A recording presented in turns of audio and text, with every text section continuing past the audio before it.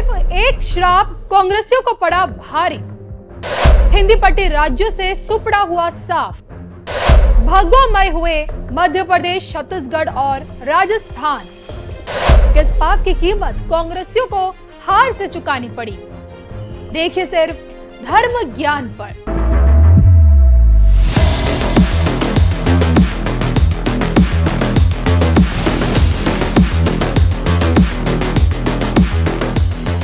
नमस्कार, मैं हूं आपके साथ कविता राणा। 5 राज्यों के आए चुनावी नतीजों के बाद चारों तरफ यही गूंज सुनाई दे रही है, एक अकेला मोदी आखिरकार कितनों पर भारी है। लेकिन क्या आप जानते हैं कि पीएम मोदी के अलावा एक श्राप ऐसा है जिसकी कीमत कांग्रेसियों को अपनी इस चुनावी हार से चुकानी पड़ी। जी हां, मध्य प्रदेश, राजस्थान और छत्तीसगढ़ में कमल क्या खिला, सारे समीकरण बदल गए, सारे कियास धरे के धरे रह गए और कांग्रेसियों की सारी कैलकुलेशन फेल हो गई। पीएम मोदी की आंधी में हिंदी पट्टी राज्यों से कांग्रेसियों का सुपड़ा साफ हो गया और न ही कमलनाथ का कोई करिश्मा दिखा, न ही गहलोत की जादूगरी बचा पाई और न ही भूपेश बघेल समय रहते कुछ कर पाए। और इसके उलट तीनों राज्यों में भगवा का परचम लहराने लगा। बीजेपी ने अपने हिंदुत्व कार्ड से कांग्रेसियों को एक झटके में चित कर दिया। राजस्थान में तो देखिए भगवाधारी छा गए। महंत बालकनाथ योगी हो, बाल मुकुंदाचार्य हो, ओटाराम देवासी हो या फिर महंत प्रताप पुरी, संतों की इस टोली ने रजवाड़ों के राजस्थान में कमल खिलाने में एक निर्णायक भूमिका निभाई और जो कि देखिए हार और जीत का श्रेय पार्टी के मुखिया को ही जाता है। इसलिए हार का ठीकरा भले ही कांग्रेसी राहुल गांधी के सिर पर फोड़ने से बच रहे हो, लेकिन जीत का सेहरा भाजपाइयों ने पीएम मोदी को पहना दिया है। और इसी के साथ 2024 का लोकसभा चुनाव जीतने की तैयारियों में अब बीजेपी जुट चुकी है। तो वहीं दूसरी तरफ कांग्रेस अपनी इस हार के पीछे की वजह ढूंढ रही है, क्योंकि इसमें कोई शक नहीं है कि चुनाव जीतने के लिए इन राज्यों में राहुल गांधी ने एड़ी चोटी का जोर लगाया था। साल 2018 में देखिए इन्हीं 3 राज्यों में कांग्रेस को ऐतिहासिक जीत दिला पाने में राहुल गांधी कामयाब हुए थे और आज इन 3 राज्यों में भाजपा की सरकार बनने जा रही है। और इसके पीछे जिस श्राप का जिक्र इस वक्त सोशल मीडिया में किया जा रहा है वो जुड़ा है पूर्व मुख्यमंत्री भूपेश बघेल के पिता नंद कुमार बघेल से। जी हाँ, दरअसल ये जो पब्लिक है ये सब जानती है, सब सुनती है, सब कुछ देखती है और वक्त आने पर ही मौके पर चौका मारती है।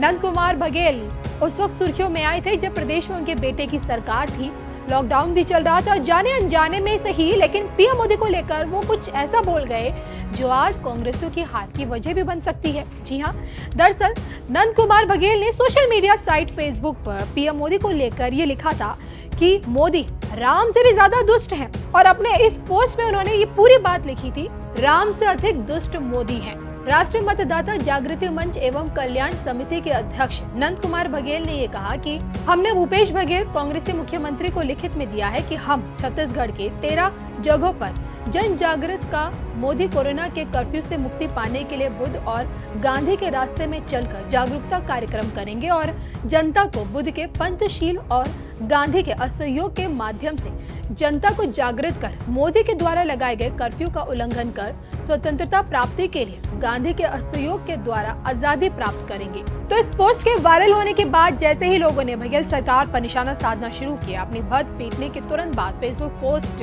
उनके पिता ने डिलीट कर दिया। हालांकि पोस्ट का स्क्रीनशॉट उस वक्त वरिष्ठ पत्रकार अशोक श्रीवास्तव ले चुके थे और उन्होंने ही इस पोस्ट को अपने अकाउंट से बाद में शेयर किया था। और इस पोस्ट की सत्यता की पुष्टि तो देखिए हम नहीं कर सकते हैं, लेकिन इस पोस्ट में नंद कुमार बघेल ने ना सिर्फ पीएम मोदी को दुष्ट बुलाया, अगर बुलाया तो चलिए वो राजनीतिक कारण है, लेकिन प्रभु राम की तुलना दुष्टता से करना साफ जाहिर है कि सनातन के प्रति उन्होंने अपनी ये भावनाएं व्यक्त की हैं।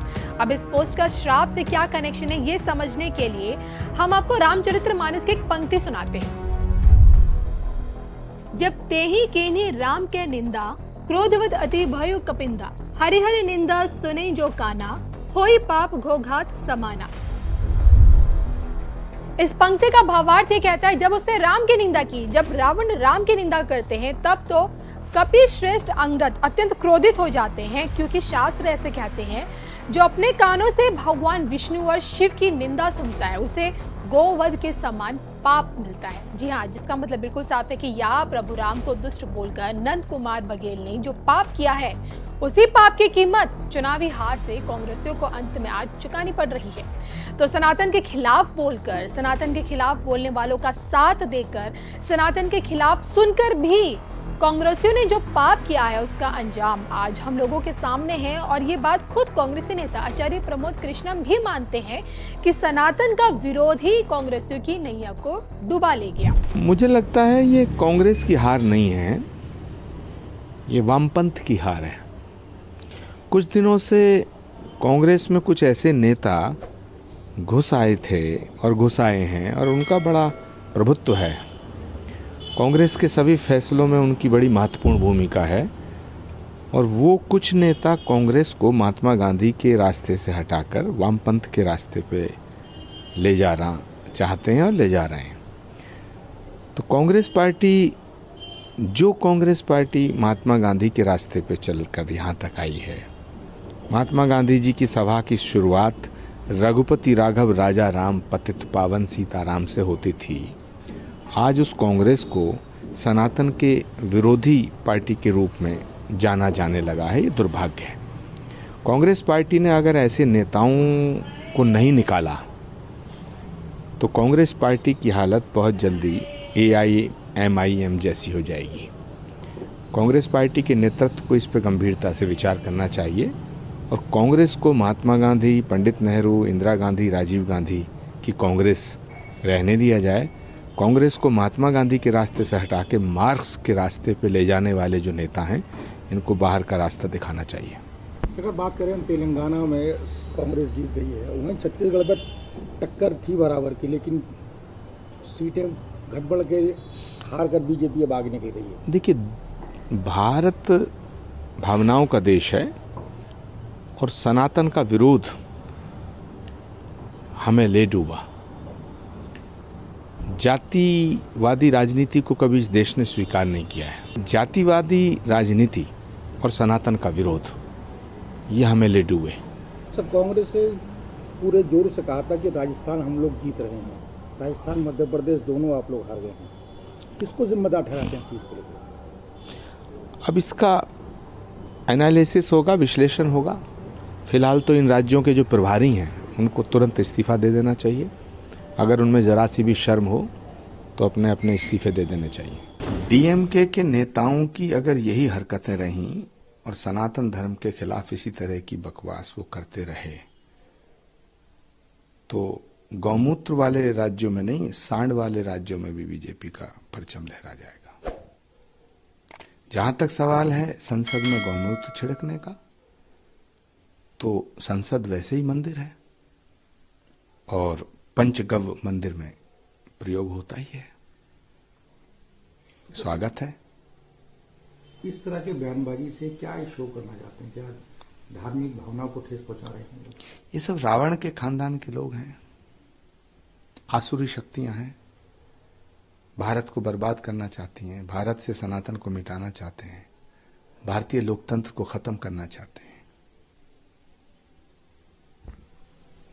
सर, अभी जयपुर में सरकार बनी नहीं है, उसके बाद खुलेआम अब हत्याएं हो रही हैं, घर में घुसकर करनी सेना के राष्ट्रीय अध्यक्ष पर फायरिंग की गई। क्या कहेंगे उसको लेकर?